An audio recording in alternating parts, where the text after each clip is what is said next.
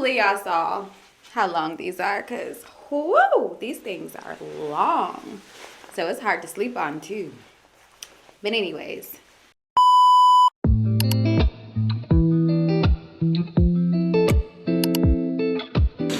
Back to today's topic, because this is really important. I think amongst all of your New Year's resolutions, reading the Bible should be majorly included. It is literally the manuscript on life. It is literally called the book of life for a reason. When you really read it intentionally and not just out of like duty, it starts to wake you up and it starts to put things into perspective in real time. Like, I know it's a historical book, but there's a lot of stories in there that you can apply to your life right now, and it can change your life for the better. It is very therapeutic if you allow it to be. That is one of the reasons why I believe reading the Bible is important, because just like we can act like our parents or anyone who came before us. Like, there is a major root to this system of humanity, and it's not just in your family. Okay, so for example, I feel like that story, the woman at the well, I feel like it was always told to us in a way where we always looked down on her. She must have been like somewhat attractive or had some type of vibe about her where dudes would holler or try to, get at her, because her history is, and Jesus eventually tells her story. He's like, you've had a few husbands, and the one that you're with right now, you're not even married to. As a kid, I always thought, like, just never looked at her as somebody relatable. So I hit my 20s and now in my 30s, and in hindsight, I just realized, like, listen, you, your friends, your associates, a lot of us can relate to this woman at the well, because truth be told, before I got married, I really desired having a husband. I was really tired of like dating all these different people who just weren't really good for me. I didn't know how to choose. I didn't have as many boundaries as I know now that I need to have. There was just so many different things like I just didn't know and didn't do well when it came to dating. How much different are we from this woman at the well if we have been through this, or we are right now, that woman who's really trying to figure out dating, that woman who's really trying to figure out, like, how do I do this the right way? How do I get into the right marriage, with the right person, like they are really for me? I look at her as this woman who's just been through some things that a lot of us, truth be told, have been through ourselves. And it just so happened that her business is in the Bible. And she was just searching for that ultimate love. And Jesus knew that. And he was waiting there for her. Like, you don't have to keep dating all these different people. You can literally come to me, the ultimate love from me. And you won't even think about, well, where am I going to get this next feeling of love that I desire? So many women, and probably even men, if we're going to be honest, could relate to this story, because it's really hard to find real love out here. It's a lot of mess. It's a lot of scams. It's a lot of people playing games, a lot of selfish intentions. Reading even just that story alone, you can just get something new, a new lesson learned each time. Now it's just like, okay, what can I do to do better? I see her story. Like, what is God trying to show me about myself? Some of the things I realized is I didn't have a good relationship with God like I thought I had. I had an off and on relationship with God. I couldn't even get it right with the only one who is perfect. So it became pointless to try to make something work with an imperfect man. Everything was off when I was in an inconsistent relationship with God. I was thirsty for the living water, and so was the woman at the well. Maybe your phone is dry because your prayer life is just as dehydrated, and God is waiting for you too at the well.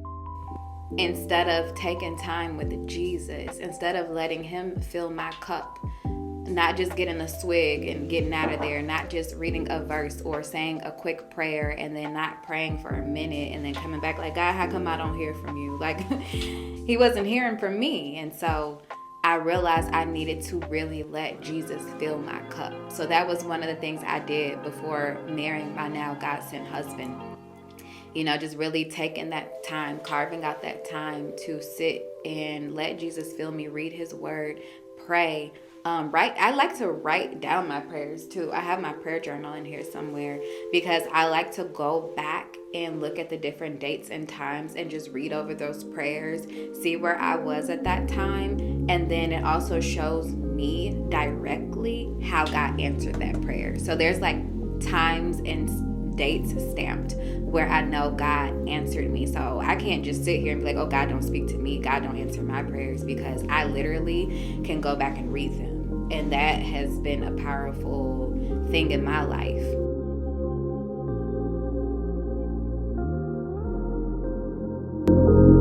They don't like necessarily live in the culture and the day and time that we live in. So yes, there are some differences, but the Bible says there is nothing new under the sun.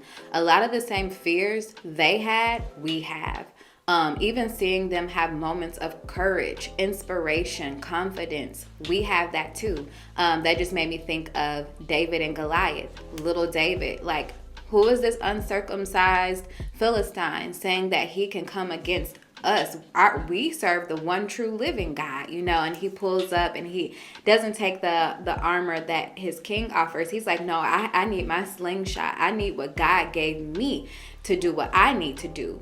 And I know how my God operates. And he steps up to him and he pulls back that slingshot and he kills him, and it's just like, we have our moments of victory too, where we're just like, I know who my God is. I remember what he's done for me. I have the receipts. I have the memories. I see that there's a similar thing going on here. And if my God did it then, he's going to do it again, because he is the same God he is yesterday, now, and tomorrow. So there's a lot of good and there's a lot of bad. There's a lot of good and there's a lot of bad with our parents and those who raised us, those who have gone before us.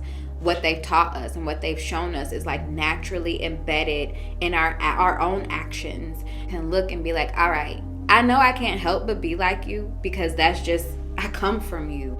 And so you can't help it, but what you can do is bring the broken parts that you see to God and let him fill your cup. Let him heal the broken parts of you.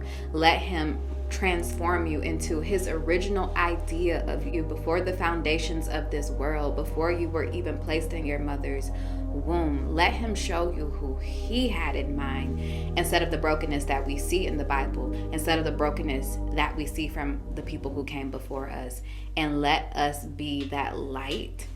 Let us be the new example and the new way of doing things, and let our children become better than us. I know we go to therapy, I know we go to church and all these different things, but reading the Bible in your own personal spare time, not even spare time, be intentional, will change the way you think. It will change the outcome of different moments of your life.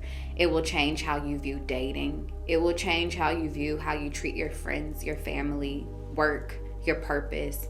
Everything will change for the better if you really just pick a story. Let God lead you to a story. And if you start to spot those similarities, really get deep in that word and find out, God, what do you want me to learn? Who am I? And where do you want me to grow and become better? So that is it. Another story I wanted to go over, and we'll see if I keep this in the video, because I know y'all like short videos. But I did want to touch this story because it's really popular and a lot of us love this one. Ruth and Boaz. For the longest time, especially as a little girl, that was the one that was like highlighted to us. Like, you're going to get a husband one day. He's going to send you a Boaz. Don't worry. Da da da da. But the truth of the matter is, I was nowhere near the character of Ruth.